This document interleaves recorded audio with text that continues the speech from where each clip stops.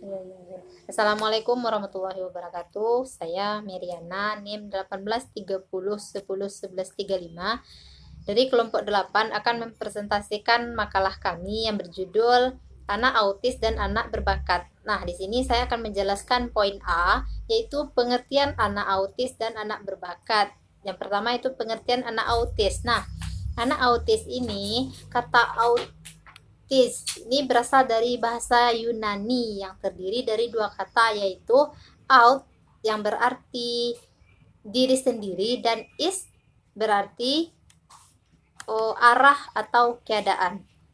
Nah, sehingga dari situ bisa dikatakan autisme itu artinya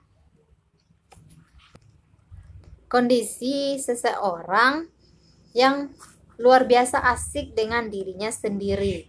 Nah, menurut istilah autis ini berarti di sini ada beberapa pendapat. Yang pertama itu menurut Kartono, dia berpendapat bahwa autisme adalah gejala menutup diri sendiri secara total, artinya secara keseluruhan, dan tidak mau berhubungan lagi dengan dunia luar, keasikan ekstrim, dengan pikiran dan fantasi sendiri.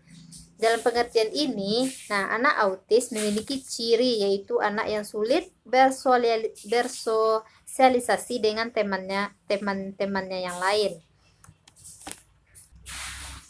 Kemudian pengertian autis menurut istilah yang kedua, yaitu ada menurut Yuniar. Nah, dia berpendapat bahwasanya autisme adalah gangguan perkembangan yang kompleks, artinya yang lengkap. Itu mempengaruhi perilaku dengan akibat kekurangan kemampuan berkomunikasi, hubungan sosial, dan emosional dengan orang lain, sehingga sulit untuk mempunyai keterampilan dan pengetahuan yang diperlukan sebagai anggota masyarakat.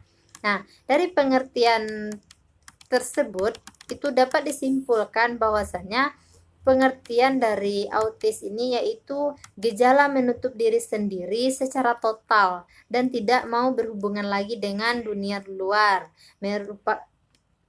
merupakan gangguan perkembangan yang kompleks, mempengaruhi perilaku dengan akibat kekurangan kemampuan komunikasi, berhubungan sosial dan emosional dengan orang lain.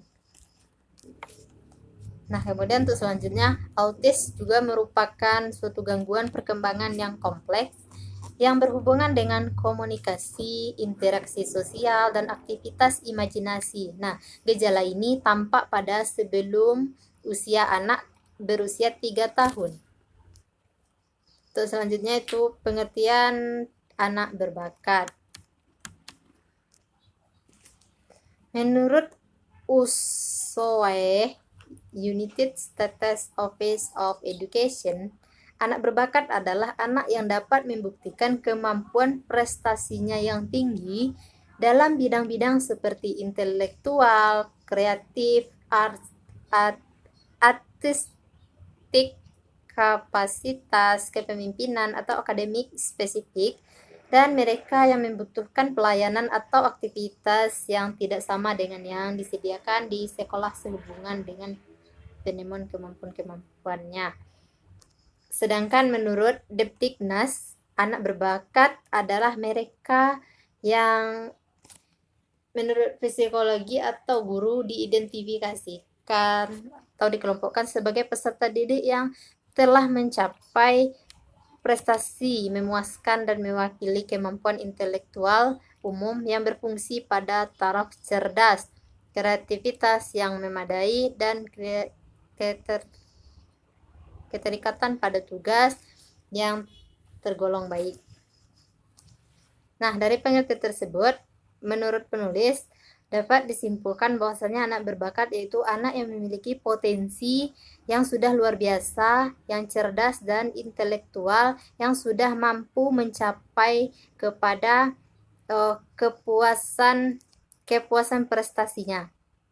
Nah, mungkin hanya itu pengertian dari anak berbakat dan anak autis. Selanjutnya dilanjutkan oleh rekan kami.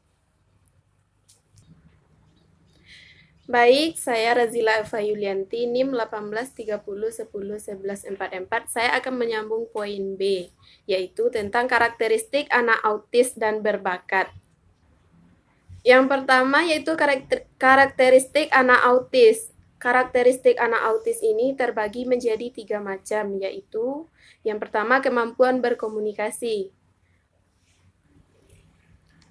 Anak autis mengalami beberapa gangguan antara lain pada cerebellum yang berfungsi dalam sensorik, mengingat, perhatian, dan kemampuan berbahasanya. Sekitar 50% anak autis mengalami keterlambatan dalam berbahasa dan berbicara. Poin kedua yaitu gangguan berperilaku.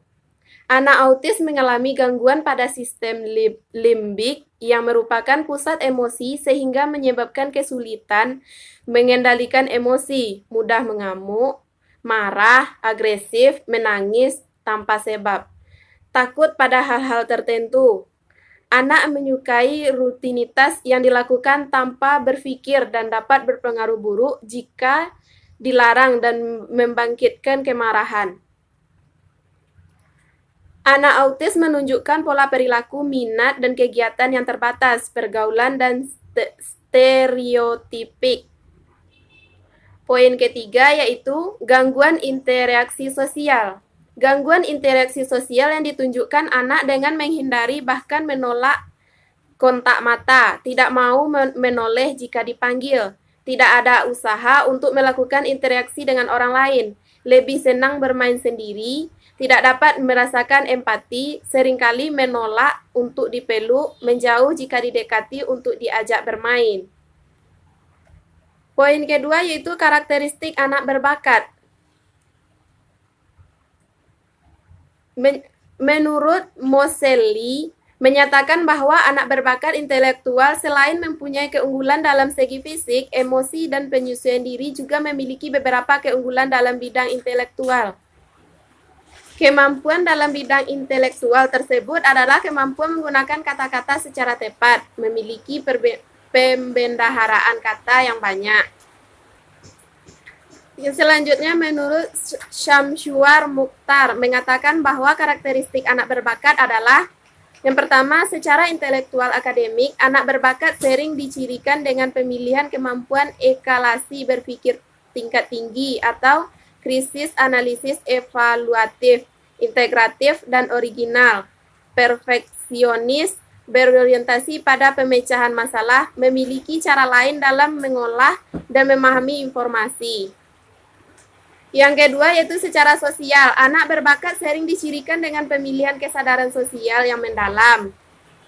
Yang ketiga, secara emosional. Anak berbakat sering dicirikan dengan pemilihan stabilitas emosi yang mantap, tidak mudah terpengaruh dan terguncang, konsisten, suka humor, dan sebagainya.